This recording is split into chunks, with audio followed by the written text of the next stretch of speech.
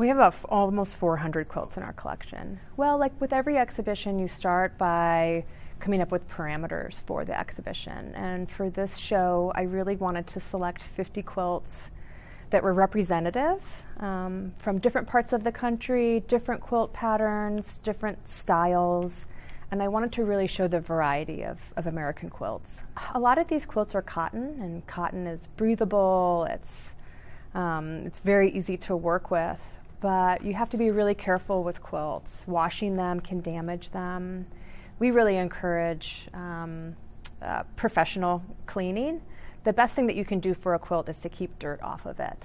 So vacuuming it on a regular basis is a good way to get those dirt fibers out of the fabric. And then secondly, if you fold a quilt, you kind of want to refold it every now and then so that the creases don't get strong. Quilts are objects of use, utilitarian. They have a utilitarian function. That's a really important point. Our Minge International focuses on objects of use created by unknown craftsmen. But of course, we know who some of these quilters were. So it's one of those things where you have some unknown and then you have some known. And then sometimes we have the name of a quilter, but we don't know anything about, we don't know where they were from, what state, when they were born, when they died. We just have a name. Well, the only opportunity that we have to learn about a quilt is if we know who made it, or if there was a note written, or if there's family history. Sometimes the history has just become separated from the object. But sometimes quilts have signatures. They might have a person's name, if it was a gift, or maybe the quilter put her name on the quilt. And that can sometimes help us identify the maker. Sometimes quilts will just have a little note pinned to it. If you buy it in an antique store, in a gallery, it might have a note that said it was made for somebody, and that's just been passed along with the quilt. Maybe it was pinned to it on a small piece of paper. Okay. And you can go to census records if you think you could perhaps identify where a family was from.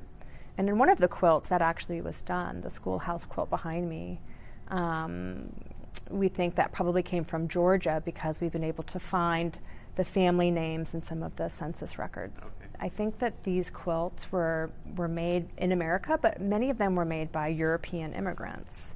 So when we look at these quilts, we're looking at a tradition that was perhaps brought from several countries and then incorporated into the American culture. So there were, Dutch, German, French immigrants coming to the United States, and they, of course, were bringing their traditions with them. And then that blending, I think, is what we see in these kind of quilts. Blending of cultures, and one influencing the other. I think when you're talking about American quilts, women were the makers because they took care of the household. If the men were working outside of the home was the woman's domain, and so she was responsible for cooking, cleaning, making clothes, making aprons, making quilts, making bed covers, and so that was her responsibility. So I think women were really valued back then. I mean, they had a lot of responsibility, but they had to do their jobs first, and then at the end of the day, or when they had the opportunity to gather with their family, friends, they would do quilting, and that was an enjoyment. That was a way for them to come together and socialize, gossip, talk, and quilt together. Well, I would hope that feminists and women of all backgrounds would enjoy looking at these quilts. I think on the one hand they do show what women's roles were. I mean, focusing on the home. But they could sell their quilts. There were opportunities for economic advancement, and so some of these women were actually making money and able to support their family. Seamstress was one of the few occupations that women could do, because it was a skill they could make some money doing, making clothes. So I think for women to feel proud about what their sisters have made in the past is strong, no matter where you're from or what your background is, just knowing that somebody handmade something like this. But on the flip side of that, there's definitely this domestic world that was really the world that many of these women inhabited at the time. But I see great joy in these quilts. I don't see them as anything other than just pure joy. I mean, I really think that this was an outlet for them emotionally, creatively. And I think it's a really important element that's around for us today. I mean, these 150-year-old quilts, I think it's really spectacular. Well, there's great graphic designs and patterns and variations in these quilts. And I think the graphic designers are the ones that are going to be able to come in and just zero in on the patterns. There's great variety. The patterns you can select light fabric and dark fabric and play that off of each other.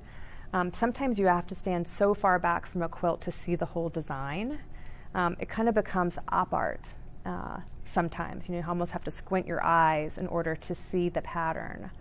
I think that there's a lot of elements that connect back to nature in this. I think that there's a lot of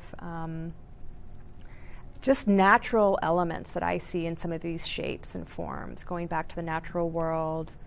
There's pretty basic squares, circles, they all get repeated, but when you distill them down to their simple form, they're these very basic shapes. And I feel like graphic designers will really be able to see these designs. Yeah. Well, and I think I would just, follow up to say, I think that the details of these quilts are really important. On the one hand, you look at the macro, you look at the overall pattern, but when you zoom in, you start to look at the very specific details. They're complicated patterns, right? Well, we're closing our museum in 3 weeks, and we're very sad about that. But we are planning to have artwork throughout San Diego, and it was a great opportunity to have some of our collection on view here in Tijuana. We've been collaborating with Quilts on exhibitions for about 8 years now, and this is just kind of another wonderful opportunity to share in kind of a binational cultural exchange.